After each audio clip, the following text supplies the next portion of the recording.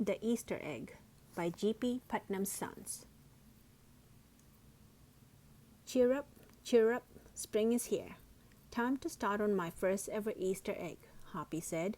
Each year, the bunny who decorated the winning egg got to help the Easter rabbit hide the eggs on Easter morning. Hoppy had been dreaming about being that bunny all year long. Now it was time to get started. Everywhere Hoppy looked, rabbits were working on dazzling eggs. I need an amazing idea, he thought. Hoppy spotted Flora Bunny planting spring wildflowers in her eggs. The Easter egg will love those colorful flowers, he thought, and started picking flowers for his egg. Here's a basket for your flowers, Hoppy, Flora said. Chop, chop, scrape, scrape, Hoppy spied Buster Birch carving a magnificent wooden egg. I wish I had some wood for my egg, he wished out loud. Here you go, Hoppy, Buster Birch said, and he put a smooth, round piece of wood in Hoppy's basket. Thank you, Buster, Hoppy said. Hoppy was hopping along when the smell of sweetness led him out of the woods and straight to the chocolate egg that Aunt Sassy Frass was decorating with creamy frosting squiggles and bows. Hello, Hoppy, she said, and she put some chocolate squares in his basket. Hippity hop, Hoppy exclaimed. I'll make the Easter rabbit a chocolate egg so sweet it will make his whiskers tingle. Then Hoppy saw Granny Irony decorating one of her fabulous dory eggs. First, she traced a design on the egg with a special tool. Then she dipped the egg in pots of yellow, green, orange, and red dye, adding to the design each time. Hoppy couldn't believe his eyes. I'll never make an egg that beautiful, he told Granny Irony. She smiled. Try, she said, giving him one of her special tools.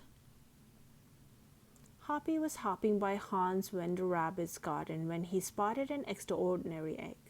Hans was painting a portrait of the Easter rabbit so real that he looked alive. Fantastic, Hoppy exclaimed. Thank you, Hoppy, Hans said. Why don't you make a painting on your egg? He gave Hoppy pots of paint and a fine brush. As Hoppy bounced along, a loud boing nearly knocked him off his feet. It was a whirling, twirling mechanical egg. Whoa, Hoppy said. That's an unusual egg. Would you like to make one? Roberto asked. Hoppy tried hard, but the harder he tried, the more parts and pieces piled up around him. Thank you, Roberto, he sighed, but I think I better make the egg that is right for me. Hoppy hopped back to the woods and lay down under a tall tree to think.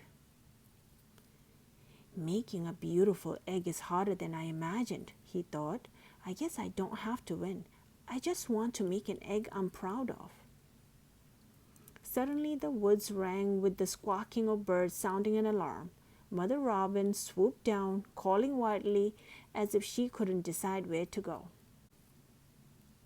An egg had tumbled out of Mother Robin's nest. Inside the perfect blue egg was a baby robin that needed its mother to keep it warm until it hatched. Hoppy knew what he had to do.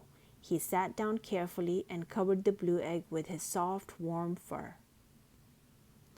I'll take care of you the best I can, he whispered. Relieved, Mother Robin chirped and settled down on her other two eggs. Hoppy never left the robin's egg. If it was sunny and warm, he carefully turned the egg in its nest of moss. If it was rainy and cold, he kept the egg covered and dry. At night, wild animals passed by. Hoppy crouched down and stayed hidden in the ferns.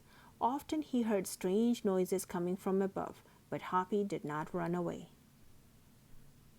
Every day the rabbits worked on their eggs. Tadpoles turned into frogs, birds swelled into leaves, and Easter came closer and closer. Finally, it was time for the rabbits to take their eggs to the glen. They had forgotten all about Hoppy, who was quietly sitting on the blue egg under the tall tree in the woods. Early the next morning, the rabbits waited for the Easter rabbit. Suddenly, a beautiful wagon rolled towards them out of the mist. and stopped. The Easter Bunny stepped down from the wagon and admired the decorated eggs one by one. "You have brought me the most beautiful eggs in the world, but a very special one is not here," he told them. The rabbits were puzzled. Whose egg could it be? "Fill my wagon with your wonderful eggs," he said. "When I return, I'll show it to you." And he disappeared into the woods. He came back with Hoppy, looking scruffy and bedraggled. "Hoppy has an amazing egg to be proud of," the Easter rabbit told them. "He has kept Mother Robin's egg warm and safe until her baby bird hatched and she could take care of it." The Easter rabbit placed the empty blue shell in the place of honor atop the wagon. Now they were ready to go. The rabbits cheered for the egg that had surprised them all. "It's our best Easter ever, Hoppy," they shouted. Then the brave little bunny and the Easter rabbit rode off together to hide the eggs for girls and boys to find on Easter morning. The end.